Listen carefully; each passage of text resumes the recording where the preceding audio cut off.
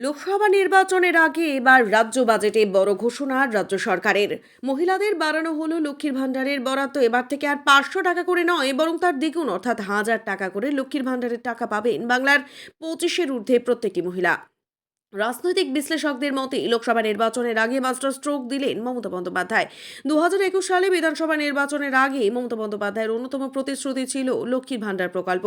বাংলার মহিলাদের মন জয় করতে তাদের প্রত্যেকের অ্যাকাউন্টে 500 টাকা করে দেওয়ার প্রতিশ্রুতি দিয়েছিলেন।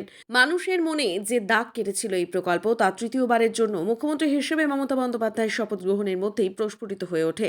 এই প্রকল্পে তফসিলি জাতি এবং উপজাতিভুক্ত মহিলারা এতদিন পর্যন্ত মাসিক 1000 টাকা করে পেতেন। সাধারণ শ্রেণীভুক্ত মহিলারা পেতেন মাসিক 500 টাকা করে। সেক্ষেত্রে সাধারণরা এবার থেকে 1000 টাকা আর তফসিলি জাতি এবং উপজাতিভুক্তরা পাবেন 1200 টাকা করে।